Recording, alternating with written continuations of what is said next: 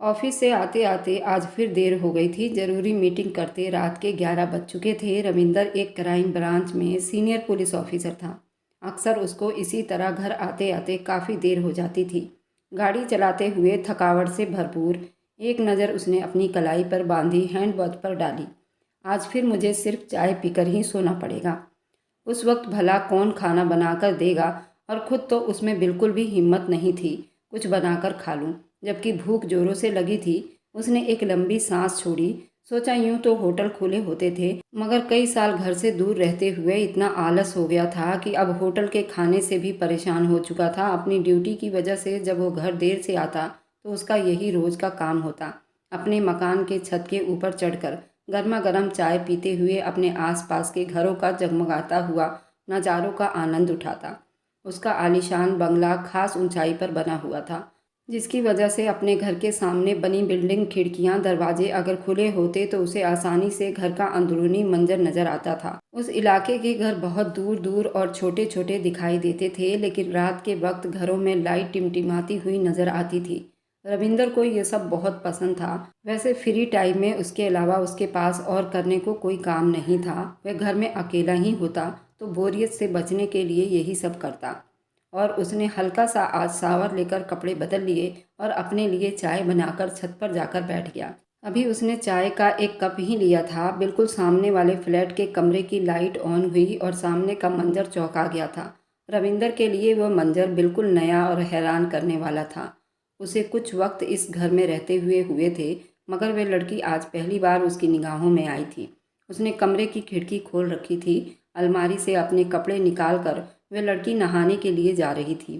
और ज़्यादा हैरानी वाली बात यह थी कि उसने अपने बाथरूम का लाइट ऑन कर रखा था और खिड़की भी खुली हुई थी। वहाँ का मंजर साफ दिखाई दे रहा था। उस लड़की की लापरवाही साफ पता चल रही थी।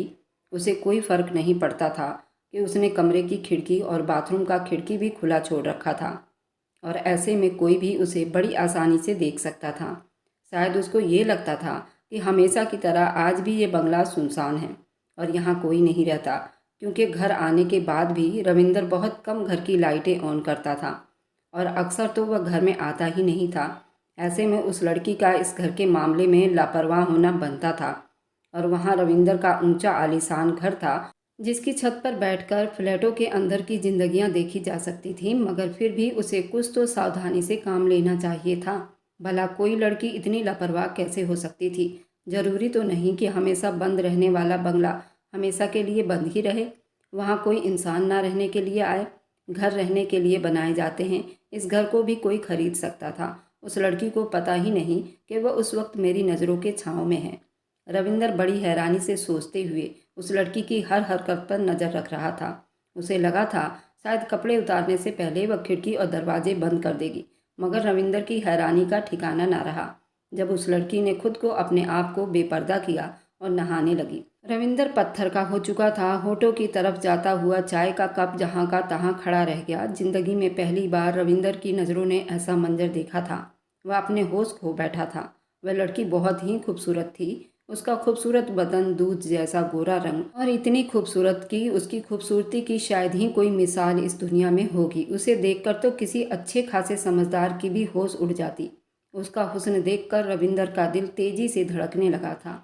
उसकी हालत बहुत अजीब हो रही थी। उसे ये भी याद नहीं था वह बहुत ज़्यादा थका हुआ था और चाय पीकर सोना चाहता था, बल्कि उस वक्त तो उसे सिर्फ वही लड़की अपने आसपास दिखाई दे रही थी और उसका दिल कर रहा था वह लड़की उसके आंखों के सामने यूं ही जमी रहे और वह उसे देखता रहे।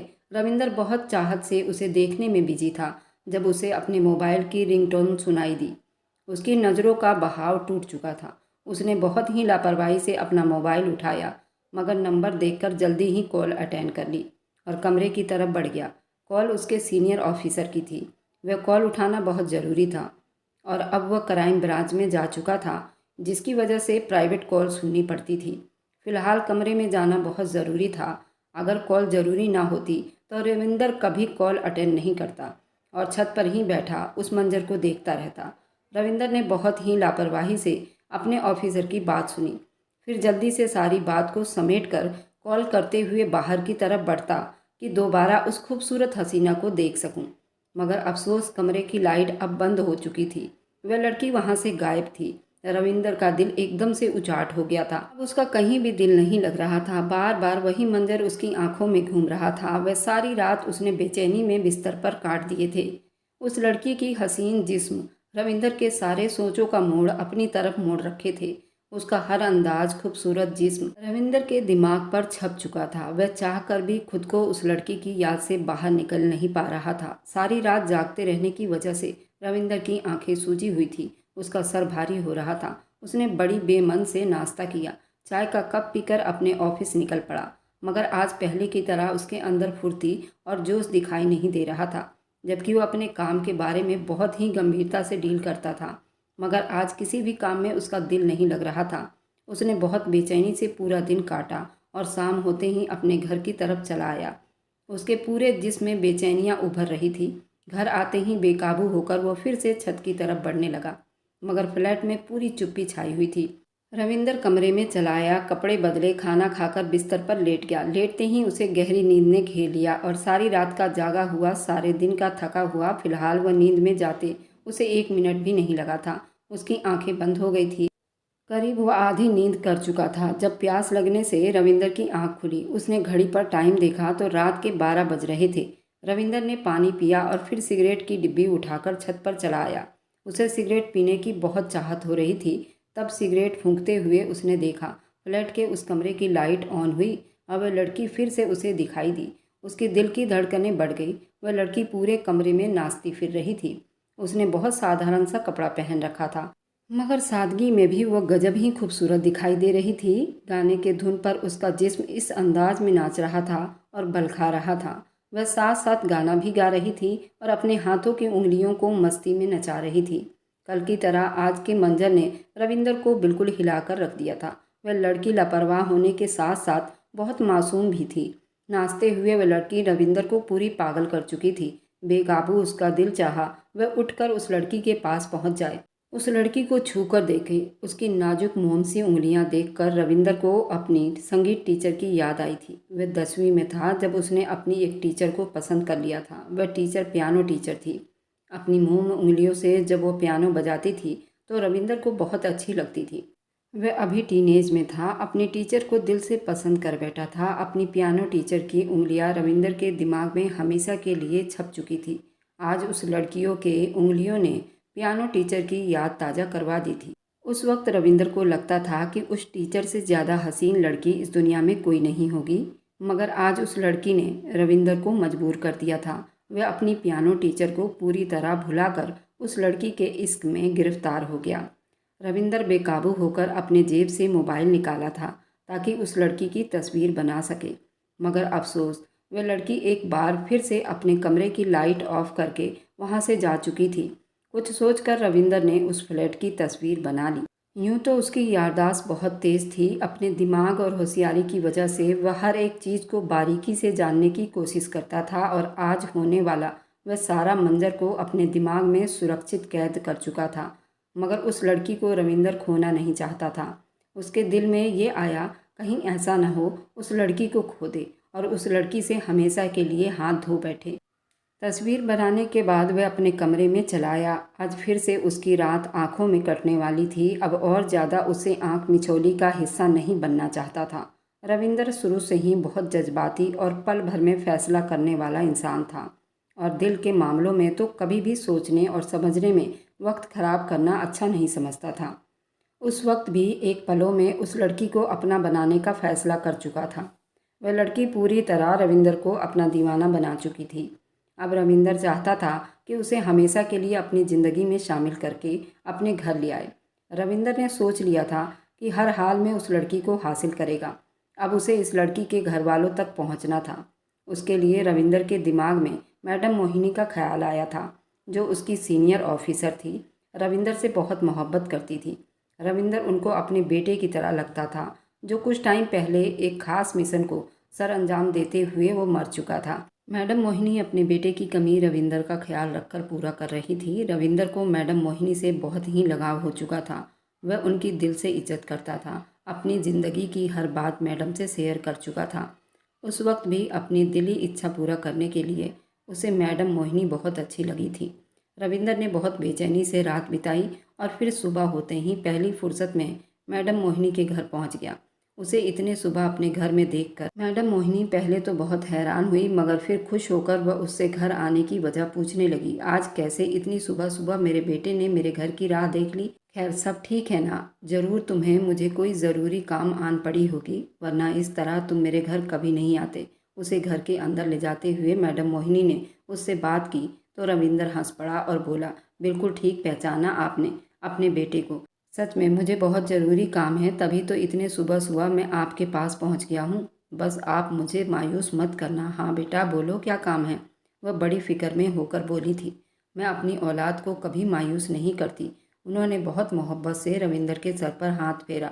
थोड़ी देर इधर उधर की बातें करने के बाद रविंदर अपने असली मकसद की तरफ आया। आप मुझे कहती हैं ना कि हर वक्त अब तुम्हारी शादी की उम्र हो गई है, तुम्हें शादी कर लेनी चाहिए, अपना घर बसा लो, वरना इसी तरह आधी रात में घर जाकर सिर्फ चाय पीकर ही बिताना पड़ेगा। पत्नी होगी तो तुम्हें बड़ी आराम मिलेगा। यही बात तो मैं सोच रहा हूँ कि मैं आपकी बात मान लूँ। मैंने शादी का फैसला कर लिया है और इसी बारे में मुझे आपकी मदद चाहिए। रविंदर की बात पर मैडम मोहिनी हैरान हुई और खुशी के मिले जुले असर के साथ बोली, ये तो बहुत ही अच्छी बात हुई और तुमने बहुत अच्छा फैसला किया है। भगवान की कृपा है, तुम्हें मेरी बात बहुत जल्दी समझ आ गई है। मगर मैं इस बारे में तुम्हारी मदद कैसे कर सकती हूँ? मुझे ये बात समझ नहीं आ रही। ज़रा खुलकर बात करो। मैडम मोहिनी की बात सुनकर रविंदर ने हाँ में सिर हिलाया और कहने लगा, असल में मेरे घर के सामने बने फ्लैट में एक लड़की रहती है। मेरे घर के सामने बने फ्लैट में एक लड़की नज़र आई है और वह लड़की मुझे बहुत पसंद है और पहली नज़र में ही मैं उस लड़की पर अपना दिल हार बैठा हूँ और चाहता हूँ वो मेरे घर की रौनक बन जाए। उस लड़की को देखकर पहले मैं शादी के बारे में ही सोच रहा हूँ। आप तो जानती हैं मेरे माँ बाप गांव के रहने वाले हैं, बिल्कुल साधारण लोग हैं। शहर के तौर तरीके उन लोगों को नहीं मालूम। वह शहर की लड़कियों से कोसों दूर भागते हैं। ऐसे में उनको यहाँ लाकर मैं उन्हें परेशान नहीं कर सकता। वैसे भी थोड़े धार्मिक और सामाजिक लोग हैं। मैं उनको ये बात नहीं समझा पाऊँगा कि मुझे कोई लड़की पसंद आई है और मैं उससे अपनी ज़िंदगी में शामिल करने की इच्छा भी रखता हूँ।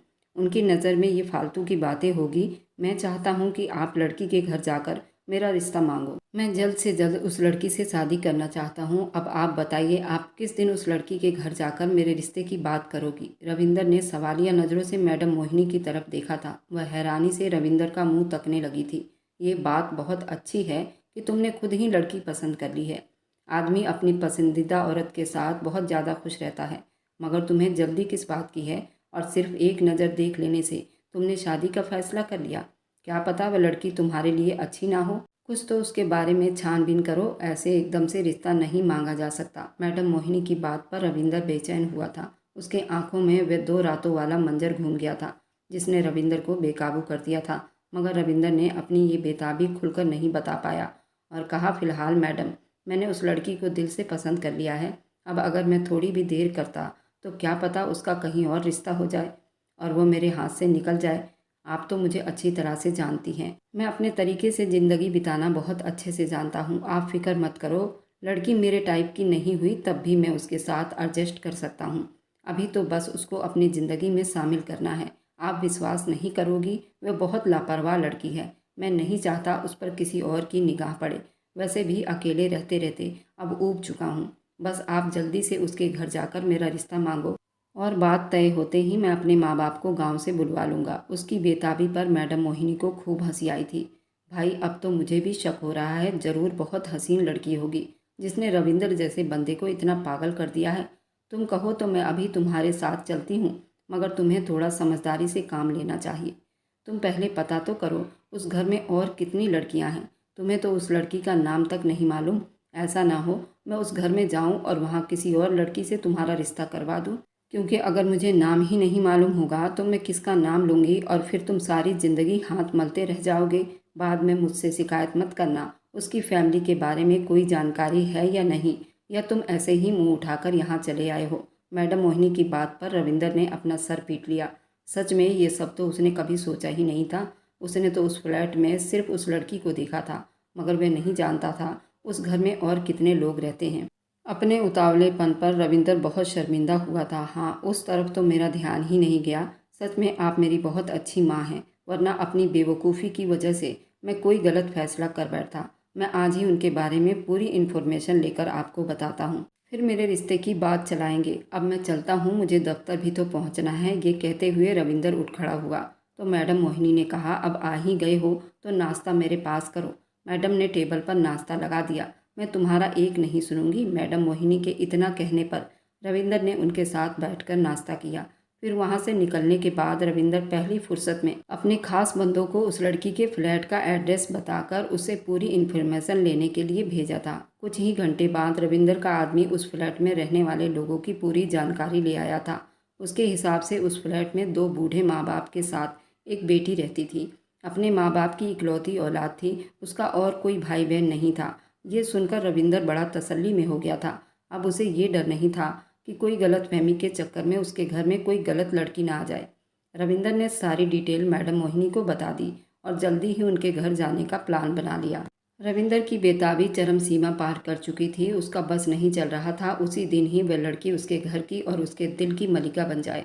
हर तरह की तसल्ली करने के बाद भी एक बार मैडम मोहिनी ने रविंदर को समझाना चाहा कि शादी एक दिन की बात नहीं है, पूरी जिंदगी का सौदा होता है।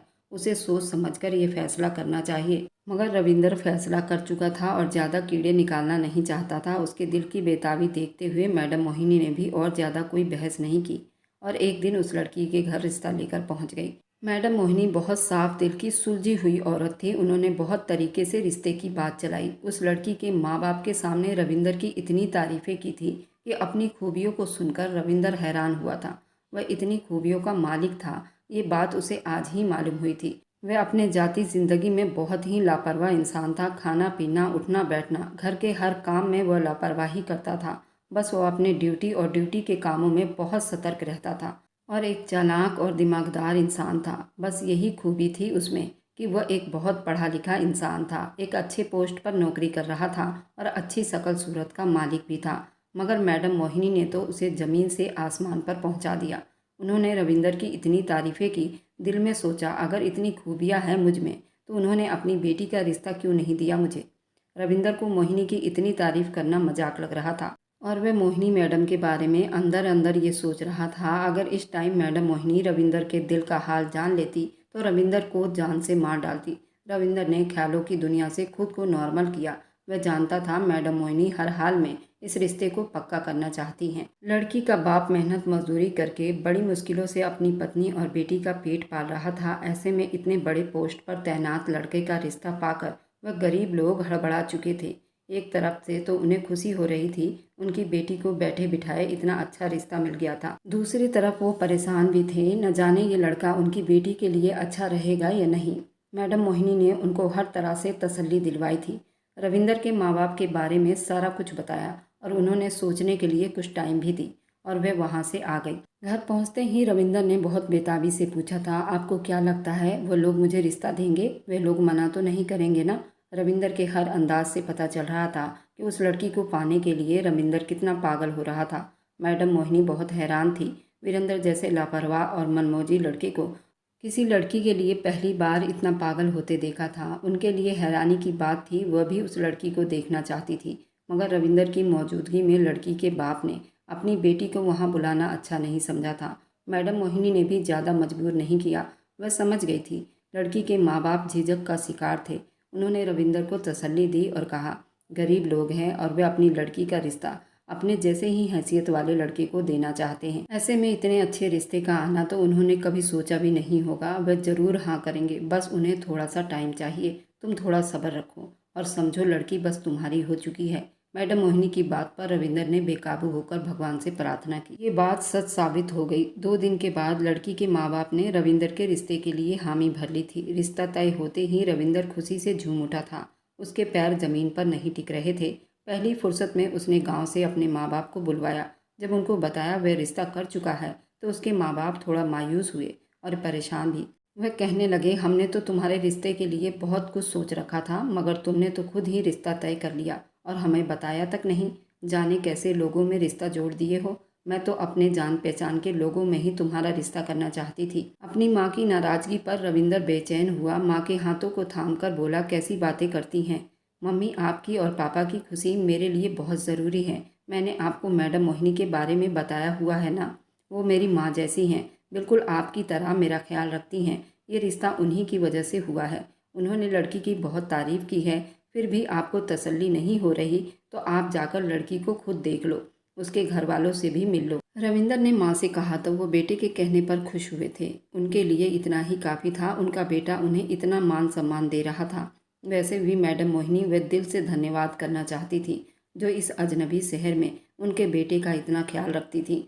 उन्होंने रविंदर का माथा चूमकर दिल से भगवान से प्रार्थना की और उसे आशीर्वाद दी। बोली, अगर मेरा बेटा इस रिश्ते के लिए राजी है तो मुझे भी कोई एतराज़ नहीं। मेरे लिए इतना काफ़ी है कि मेरे बेटे को अब भी अपने माँ बाप का एहसास है, वह अपने माँ बाप को नहीं भूला।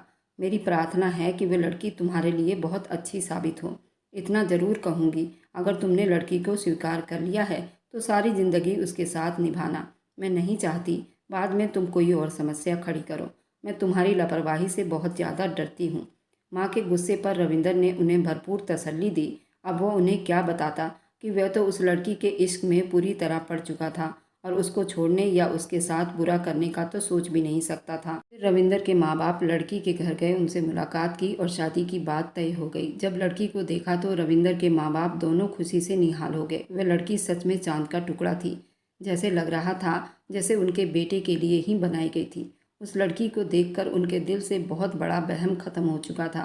फिर देखते ही देखते एक शाम रविंदर की साधारण तरीके से शादी हो गई और वह लड़की अब अफसर रविंदर की दुल्हन बनकर उसके घर आ गई थी। रविंदर खुद को हवाओं में उड़ता हुआ महसूस कर रहा था। घूंघट में बैठी अपनी दुल्हन को देखकर उसके जज्बात मचल रहे थे। बेताबियां चरम सीमा पार कर चुकी थी। रविंदर अपने ख्यालों की दुनिया में गुम था। अपनी नई नवेली दुल्हन सविता के बारे में सोच रहा था।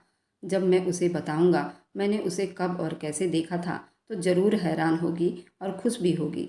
जब उसे पता चलेगा वह अपने पति की मनचाही पत्नी है, क्योंकि हर लड़की की यही इच्छा होती है कि जिस आदमी की ज़िंदगी में वह शामिल हो रही है वह आदमी उसे दिल से पसंद करे।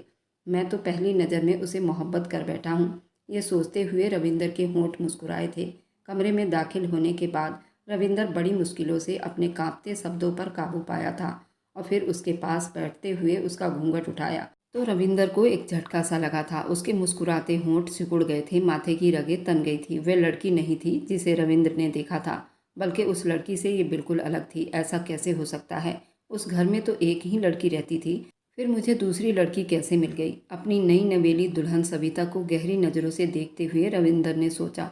उसका दिल अजीब से एहसास में घिर चुका था। उसके नज़रों से नर्वसपन खत्म नहीं हो रही थी, मगर रविंदर ने महसूस किया कि उसका दिल अंधेरों में डूब चुका था। उसको देखते रहने के बाद रविंदर ने अपने दिल से बुरे ख्याल को निकालते हुए सोचा, क्या पता दूर से देखने में मुझे कोई गलतफहमी हुई हो और मुझे उसके नैन नक्श समझ में न आए हों। क्या पता यही लड़की हो। और फिर उस खास आदमी ने भी तो बताया था कि इस घर में एक ही लड़की रहती है और कोई नहीं। तो मेरे साथ धोखा नहीं हुआ, मुझे कोई गलतफहमी हुई है। यही वो लड़की है जिसे मैंने पहली नज़र में पसंद कर बैठा हूँ।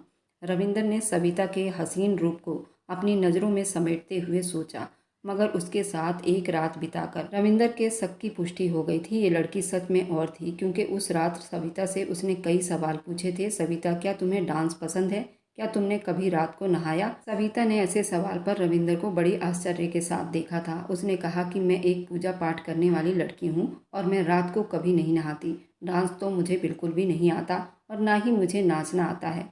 लेकिन सविता भी बहुत खूबसूरत थी। उसकी मोटी मोटी आंखें और घने लंबे बाल और एकदम सुलझी हुई और समझदार लड़की। सविता बिल्कुल ही उस लड़की से अलग थी। सविता एक बहुत सुशील और शर्मीली लड़की थी। वह सर से पैर तक उस लड़की से बिल्कुल अलग थी। सविता भी कम गोरी नहीं थी, लेकिन जिस लड़की को रविंदर ने देखा था वह भी किसी अप्सरा से कम नहीं थी। रविंदर पहली रात के बाद बहुत मायूस हो गया था। अपनी मोहब्बत की नाकामी पर उसका दिल बुरी तरह से टूट गया था। वह तो समझ रहा था जिसे वह चाहा वो मिल गई, मगर किस्मत ने उसके साथ अजीब खेल खेल रहा था। सही कहती है मैडम मोहिनी, उसे इतनी जल्दीबाजी में काम नहीं लेना चाहिए था। कमी तो सविता में भी नहीं थी, वह बहुत हसीन और मासूम थी, मगर उस लड़की के रूप ने रविंदर को अपना दीवाना बना लिया था।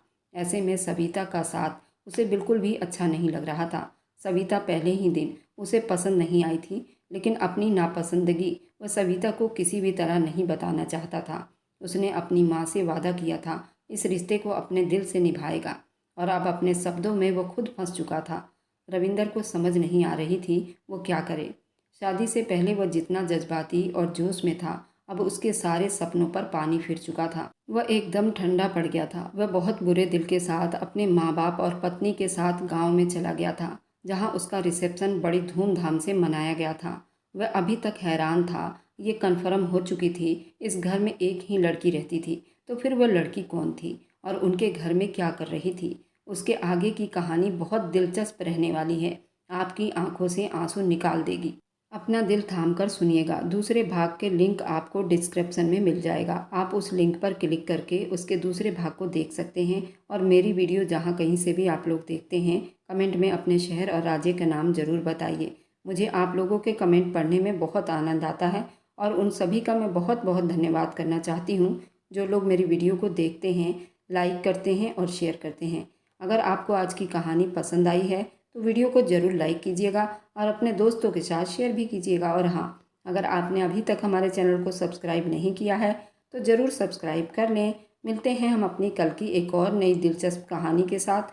मुझ पर सदा अपना प्यार और स्नेह बनाए रखें। सभी को मेरा प्यार भरा नमस्कार दोस्तों। खुश रहें, स्वस्थ रहें, मस्त रहें।